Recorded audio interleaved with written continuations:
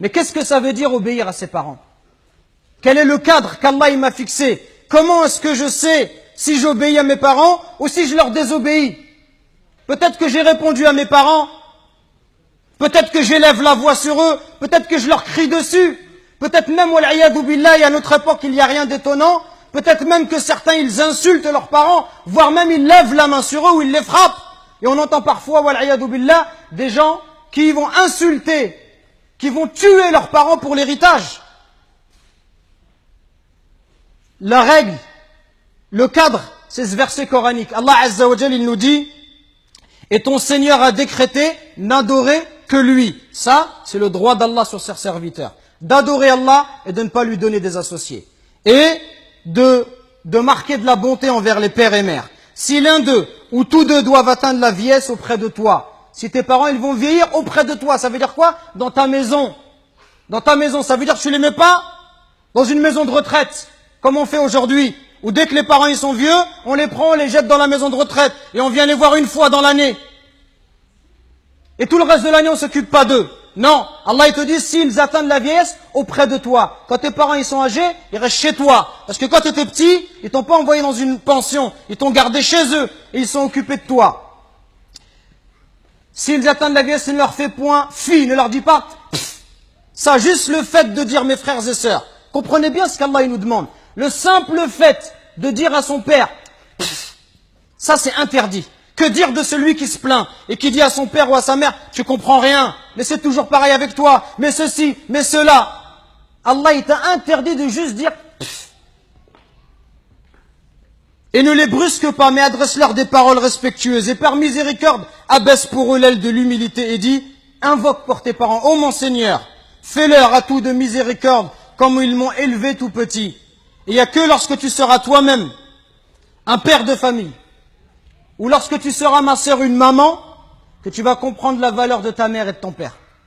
Quand tu vas voir que la mère, pendant 9 mois, elle te porte et elle subit les difficultés. Elle subit des coups de ta part. Que lorsque tu nais, le jour où Allah t'a mis au monde, ce jour-là, ta mère, elle a l'impression qu'elle allait mourir, tellement les douleurs, elles sont intenses. Et les hommes, on ne sait pas de quoi on parle quand on parle de cela. Il n'y a qu'une femme qui peut l'expliquer.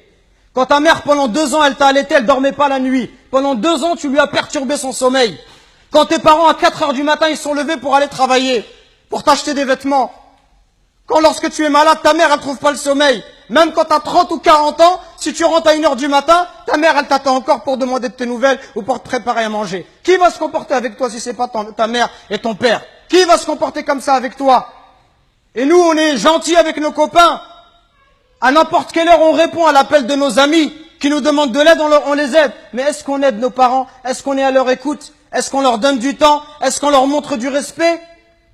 Les anciens, ils disaient, Zayd al-Abidin, le petit-fils de Ali ibn Abi Talib, on lui disait, toi, t'es quelqu'un de très bon avec tes parents, pourquoi tu manges jamais avec ta mère? Il dit, parce que j'ai peur, si ma mère, elle voit dans l'assiette quelque chose qu'elle a envie de prendre, et si je le prends avant elle, j'ai peur qu'Allah, il compte cela comme la désobéissance. Et il disait rien d'étonnant à cela. Il disait, ceux qui ont vécu avant nous, ils considéraient comme un manque de respect envers les parents que d'habiter au premier étage et que de laisser habiter les parents au rez-de-chaussée. Regardez jusqu'où ça allait. Allahu Akbar.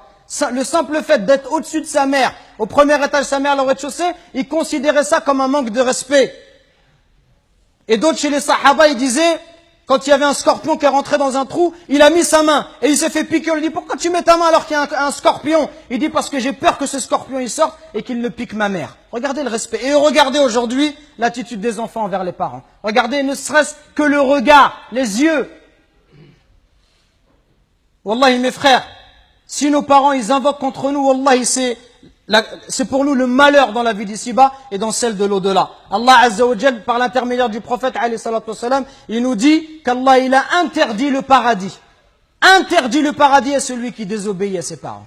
Donc attention mes frères, à ne pas causer du tort à nos parents, à ne pas leur manquer de respect, mais soyons plutôt à leur écoute, soyons plutôt bons, miséricordieux pour eux. Et ceux qui doivent le plus profiter de notre générosité, de notre douceur, notre bonté, notre bon comportement, les premiers à profiter de cela, ça doit être nos parents.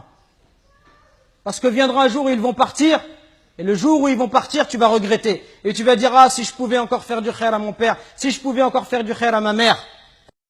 Nous récoltons vos dons pour la construction d'une nouvelle mosquée à Longjumeau. Walillahi alhamd. Barakallahu fikum. Qu'Allah il accepte ces dons de votre part. Et continuons, Inch'Allah. Et bi'idhnillah, dans pas longtemps, on espère avoir de bonnes nouvelles. Qumu ila salatikum yarhamni wa yarhamkumullah.